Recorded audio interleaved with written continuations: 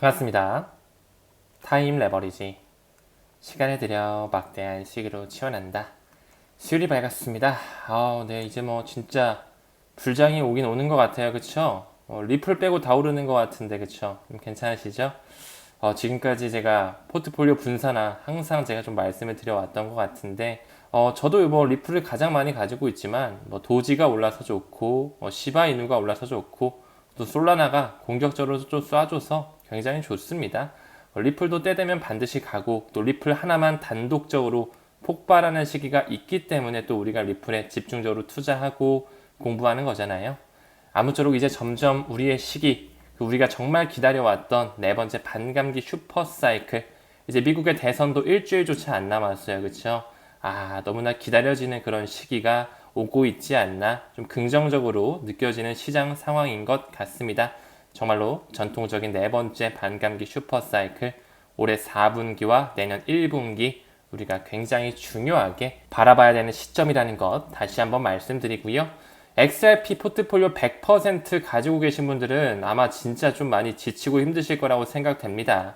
이제 정말 뭐 조금씩 연락이 와요. 타임님, 저 지금 리플 100% 가지고 있는데 지금이라도 좀 분산화를 해야 될까요? 이렇게 좀 오시는데 정말 이 질문이 가장 어려운 것 같아요. 또 이게 본인이 팔면은 오르는 게 코인이고 본인이 사면 또 떨어지는 게 코인이다 보니까 뭐 정답지는 없겠죠. 샀다 팔았다 많이 하는 거는 결과적으로 그렇게 좋지 않다라는 거 다시 한번 좀 강조드리고 싶고요. 아무쪼록 이제 리플이 빛날 수밖에 없는 움직임들이 조금씩 올라오고 있으니까 본인만의 목표 수량 다시 한번 좀 상기하셨으면 좋겠습니다. 업토버는 업토버네요. 벌써 10월 한 달치를 봤을 때 약 12% 정도 상승하는 느낌을 보여주면서 이제 10월, 11월, 12월 꾸준히 올라가는 달이 되지 않을까 싶습니다. 2020년 세 번째 반감기 사이클 때도 10, 11, 12 꾸준히 올랐었고요. 그 4년 전인 16년도 마찬가지 10, 11, 12 꾸준하게 높게 올라줬다는 걸 미루어 본다면 저는 개인적으로 이번 네 번째 반감기 슈퍼사이클 꾸준히 말씀드렸죠. 세 번째가 아닌 두 번째 엄청나게 큰 상승장이 불어올 것이라고 보고 있습니다. 시가총액이 가벼웠던 16년도, 17년도의 패턴과 굉장히 유사하게 가고 있고 이제 첫 번째로 제도권 수용이 일어나고 있는 과도기에 직면했기 때문에 굉장히 큰 파동이 올 것이다. 리플 이펙트 천천히 기대해 주셨으면 좋겠습니다. 그 부분의 일환으로 마이너 포지션 인덱스, 이 MPI, 비트코인 채굴자 포지션 지수를 미루어 보더라도 지금 현재 많은 채굴자들이 거래소에 입금하는 움직임이 나타나지 않고 있다. 즉 홀딩을 하고 있다는 거죠. 왜 그럴까요? 이제 상승하는 흐름을 그들 또한 알고 있기 때문에 이는 비트코인 상승 전 단계의 모습이 반복되는 것이라고 해석할 수가 있다. 저 또한 굉장히 동의가 되는 하나의 지표라고 말씀드리고 싶습니다. 한 번 더 나아가서 크립토컨트에서 이렇게 말하고 있네요. 미국의 기관 비트코인 보유량이 다시 한번 증가세를 나타내면서 이제 슬슬 우리 개인 투자자들 또한 강세장을 준비해야 되는 시그널이 여러 측면에서 보여지고 있습니다. 특히나 지난주 한 주만 미루어 놓고 봤을 때 9억 달러 넘게 순유입이 있었다는 거, 국가별로도 잠깐 좀 보게 되면 역시나 미국에서 총 9억 600만 달러가 들어왔다는 거, 더 나아가서 독일과 금융의 허브라고 불리는 스위스에서도 각각 1,500만 달러에 육박하는 돈들이 유입되고 있다는 것을 미루어 본다면 앞으로 크게 상승할 수밖에 없는 그 시기가 점점 도래했다라고 볼 수 있을 것 같고, 과거에 독일 정부가 크게 매도했었는데 다시 한번 더 독일이 크게 매집하고 있는 모습이 보여지고 있네요. 그들끼리 정부에서 매도하는 그런 이슈까지 만들어내면서 개인 투자자들을 쫓아냈었고 손바꿈을 했었다라는 거 다시 한번 퍼즐 맞추면서 우리는 퍼드에 흔들릴 필요 없습니다. 우리만의 타이밍에 집중하면서 수량 모아 가시자고요. 다음 기사 봤을 때 이 캐나다 소재 기관용 암호화폐 플랫폼 FRNT 파이낸셜에서도 역시나 연말 이후에 엄청난 랠리가 예상된다라고 이야기하면서 올해 연말에 8만 달러에서 12.5만 달러 정도, 1억 5천에서 많이 가면 2억 원 가까이도 갈 수 있다라는 이런 예측치를 보여주고 있거든요. 참고만 좀 해주시면 좋을 것 같고요. 일단 비트코인 도미넌스가 약 60%에 달했기 때문에 이제 조금 있으면 이더리움을 필두로 한 알트 시즌이 우리에게 부러울 것이라는 거 천천히 기다려 주셨으면 좋겠습니다. 그 부분의 일환으로 얼마 전에 롱 포지션 크게 청산했잖아요. 그 전쟁 이슈라든지 그 테더의 퍼드로서 롱 포지션 크게 청산했지만 이번에는 또 숏 포지션을 크게 청산하면서 그들끼리 왔다 갔다 가격을 드라이빙 하면서 기관의 자금으로 충분히 끌어올릴 수 있는 능력을 갖추고 있다고 말씀을 드렸죠. 일단은 이제 거의 60%에 육박하는 비트코인 도미넌스 보여주고 있고, 저는 개인적으로 한 62 정도 됐을 때, 63 정도 됐을 때 그 이후서부터는 이더리움 쪽으로 이제 돈이 이동, 순환매 사이클이 좀 오지 않을까, 천천히 트래킹하면서 우리가 어느 시점에 분할 매도를 준비해야 될지 말씀드려 보도록 하겠습니다. 이제 미국 대선이 정말 머지 않은 시점에서 이 암호화폐 시장에 굉장히 긍정적인 큰 영향을 미칠 가능성이 저 또한 높다라고 생각을 하거든요. 그 부분의 일환으로 지금 현재 폴리마켓을 봤을 때 도널드 트럼프 66% 보여지고 있고, 이 폴리마켓 같은 경우도 이 폴리곤 기반의 블록체인 예측 시장인 거 잘 알고 계시죠? 다양한 매체에서는 뭔가 50대 50으로 트럼프와 해리스가 박빙의 모습을 보여주는 것처럼 보여지겠지만, 이 폴리마켓 굉장히 공정성을 추구하는 분산형 예측 시장에서 지금 현재 현저히 큰 격차가 벌어지고 있다는 거, 저 또한 도널드 트럼프가 재선이 될 확률이 조금 더 높지 않을까 조심스럽게 말씀드려 보도록 하겠습니다. 하지만 누가 되든 상관없는 거 잘 알고 계시죠? 아마 많은 구독자님들께서도 제가 종종 언급드린 이 폴리곤에 대해서도 포트폴리오 분산화 작업을 하고 계신 걸로 알고 있는데, 이 폴리곤도 참 리플처럼 잘 안 가는 것 같아요. 그쵸? 하지만 절대 흔들릴 필요 없습니다. 지금 벌써 이 폴리마켓을 통해서도 폴리곤이 활용되는 게 보이시고 계시죠?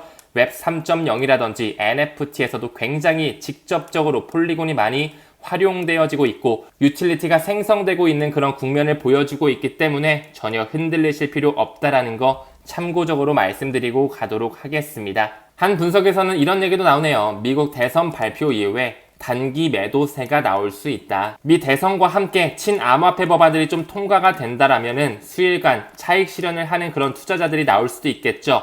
단기 매도세가 나올 수는 있겠지만 반등에는 전혀 문제가 없는 네 번째 반감기 슈퍼사이클, 무엇보다도 물이 들어오는 시기, 글로벌 유동성 장세가 풀리는 그 방향성을 보여주고 있기 때문에 혹시라도 또 한 번 롱 물량, 숏 물량을 털고 간다 하더라도 우리는 전혀 흔들릴 것 없고요. 올해는 그냥 우리가 축적해 놓은 그런 코인들이 오르는 걸 좀 관망하다가 2025년도에 매도 계획을 좀 세워보면 어떨까? 이런 개인적인 생각 전달드릴 수 있을 것 같네요. 요즘에 아침에 일어나면 깜짝깜짝 놀라죠? 암호화폐 시장이 급등하는 모습을 계속 연출해주고 있고, 트럼프 승리 기대감 속에 또 도지의 파더 일론 머스크가 트럼프에 굉장히 직접적으로 크게 지지하고 있다 보니까 도지코인에 대한 랠리가 굉장히 눈에 띄게 좀 보이는 것 같습니다. 저 또한 이 도지코인의 홀더로서 굉장히 뿌듯한 마음으로 지켜보고 있고요.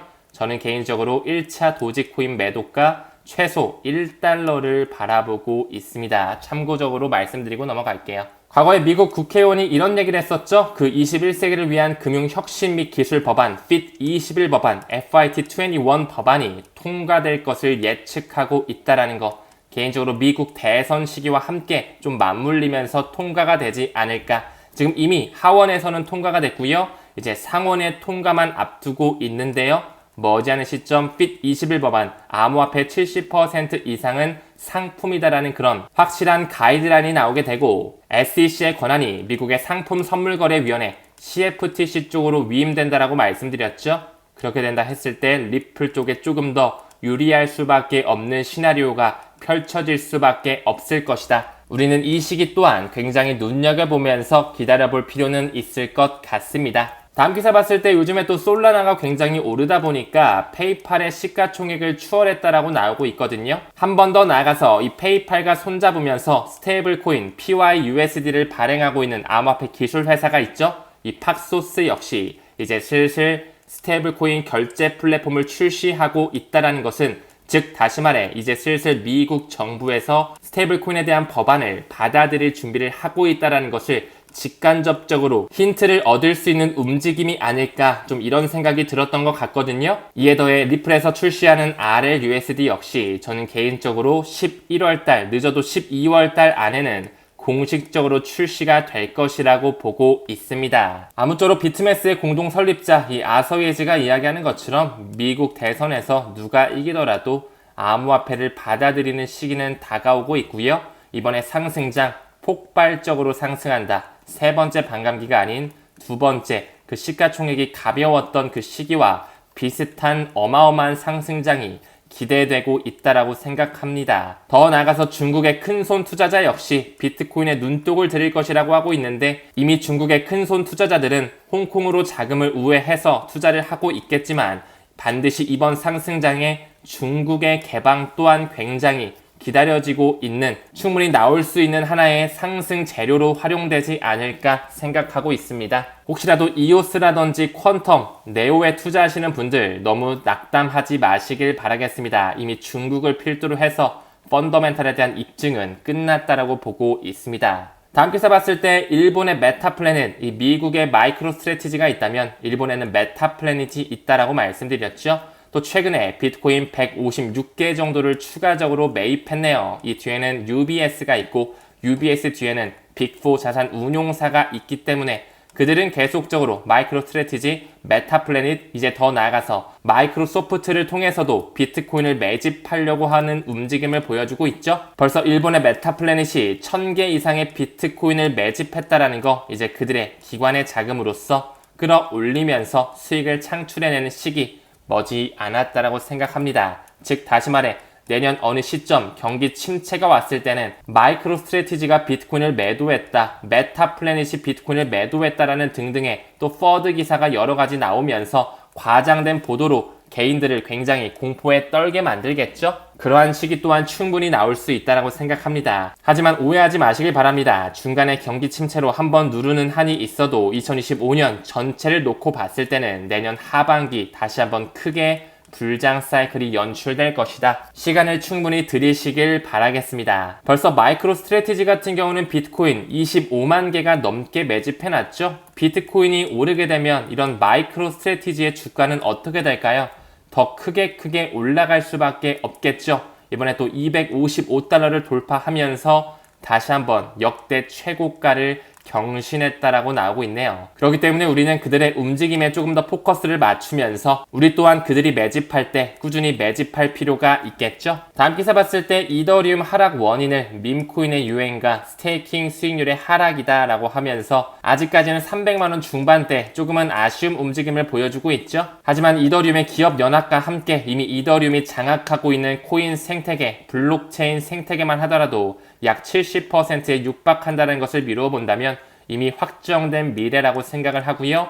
반드시 비트코인이 어느 정도 오른 이후에 이더리움의 폭발적 상승, 그 하단에 따라오는 이더리움 클래식과 이더리움 레이어 2의 대장이죠. 폴리곤이 다시 한번 빛을 발하는 시기는 올 수밖에 없다라고 생각합니다. 다음 기사 봤을 때 홍콩과 브라질이 나오면서 국가 간 토크나 프로젝트 공동 협력하는 움직임이 나오고 있거든요. 이 국경 간 결제, 이 국가 간 토크나 프로젝트라는 이 워딩만 보시더라도 리플 네트워크가 떠오르셔야 되고요. 이제 슬슬 리플 또한 규제에 대한 명확성과 빛을 발할 수밖에 없는 그들의 움직임, 모션들이 조금씩 수면 위로 올라오고 있습니다. 그 부분의 일환으로 중앙은행 위에 중앙은행, 금융의 우두머리 세력 BIS죠. 국제결제은행의 움직임이 나오고 있네요. 이 프로젝트 만다라 개념 증명이 완료됐다라고 하면서 이제 국가 간 거래 프로토콜 시스템 이 만다라의 개념 증명 단계를 마무리했다라고 밝혔고요.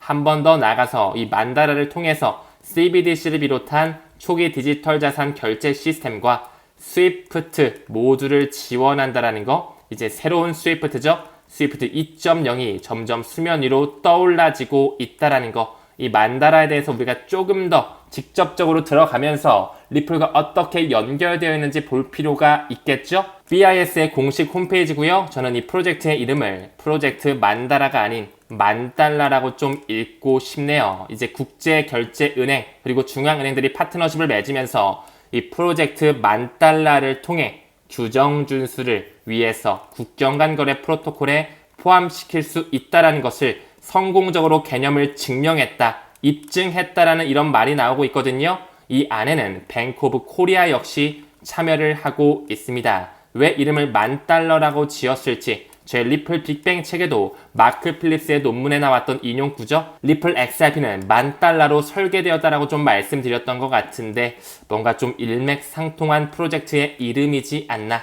그들의 프로젝트 이름을 보면 참 의미심장해요. 왜 프로젝트 아고라, 프로젝트 덤바, 프로젝트 마리아나, 프로젝트 $10,000 하나의 의미를 파헤쳐 본다면 아무렇게나 지은 이름은 아니라고 생각을 합니다. 왜 우리가 투자하고 있는 XRP, 리플이라는 이름을 붙여놨는지. 리플은 잔물결이라는 뜻으로 물방울 하나가 떨어졌을 때 전 세계로 퍼져나갈 수 있는 이 파급력을 나타내는 잔물결이라는 뜻을 가지고 있죠.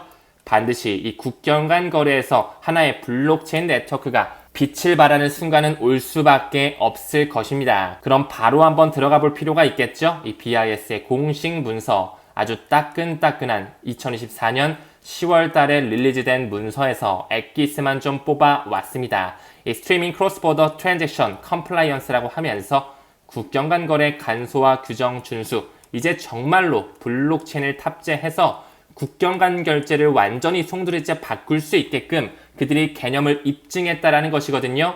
누가 참여했다라고요? 뱅크 오브 코리아가 참여하면서 프로젝트 이름은 프로젝트 $10,000라고 일컬어지고 있습니다. 더 나아가 오스트레일리아 중앙은행, 호주의 중앙은행과 말레이시아 중앙은행, 그리고 싱가포르의 통화청 자주 등장하고 있네요. 이 4개의 기관이 들어오면서 개념 증명을 완료하고 있다라는 거, 10월 28일자에 업데이트가 됐네요. 역시나 본문을 봤을 때 그들끼리 피어-투-피어 메시징 시스템을 하기 위해서 중앙 서버를 거치지 않고 그 시스템끼리 다이렉트로 연결되는 양방향 메시징 시스템을 구현하기 위해 하나의 표준을 준수하고 있는 것이 눈에 보이실 겁니다. 역시나 우리가 알고 있는 ISO 2002를 준수하면서 그들끼리 이제 중개자 없이 다이렉트로 돈을 주고받을 수 있는 블록체인이 탑재된 그 개념에 대한 컨셉을 증명 완료했다라는 것이거든요. 저는 이것을 BNI 멜론에서 하나의 힌트를 주고 있다라고 좀 생각을 합니다. 여기서도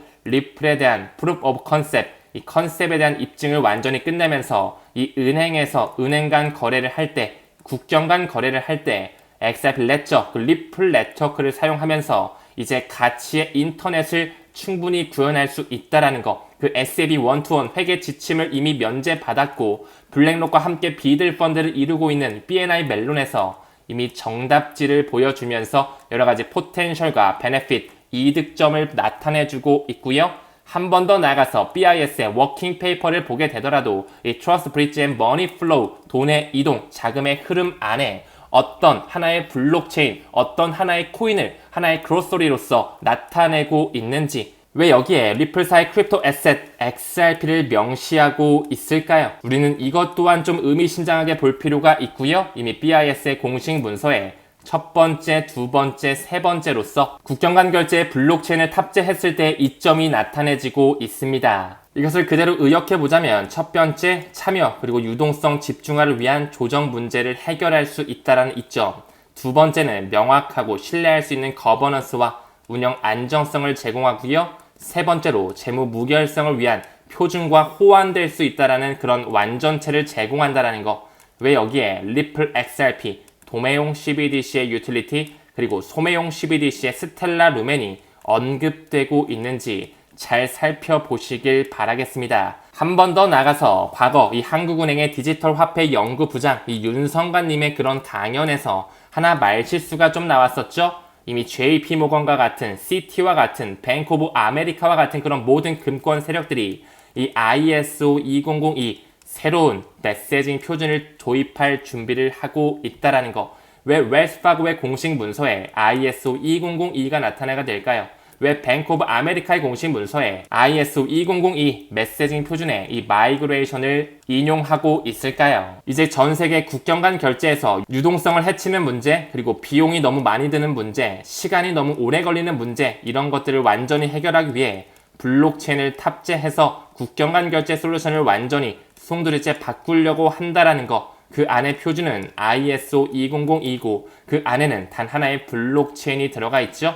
리플 네트워크가 들어갔다라는 것. 하나의 트랜잭션이 발생할 때마다 XRP 0.00001개가 소각된다라는 이 개념을 완전하게 이해하신다면 리플에 우리가 꾸준히 집중해서 투자할 필요가 있다라는 것 결론 지어 말씀드릴 수 있을 것 같습니다. 한번 다시 생각해 볼 필요가 있겠죠? 왜 그 금융의 우두머리 세력에 있는 국제결제은행 BIS에서 리플과 함께 파트너십을 맺으면서 이 국경 간 지불을 송두리째 바꾸기 위해서 파트너십을 맺고 있는지에 대해서 말이에요. 이제 슬슬 프로젝트 10,000달러를 통해서 리플에 대한 진가가 정말 수면 위로 떠오르는 시기 또한 머지 않았다라고 생각이 됩니다. 올해 11월 달에 Unleashed XRP 리플에 대한 다큐멘터리가 또 공개된다라고 나와 있죠. 어떻게 금융망을 송두리째 바꾸게 되는지 잘 지켜보셨으면 좋겠습니다. 금일 영상은 여기서 마무리하고요. 오늘도 시청해주심에 대단히 고맙습니다. 우리는 모든 면에서 점점 더 좋아지고 있습니다. 감사합니다. 성투합시다.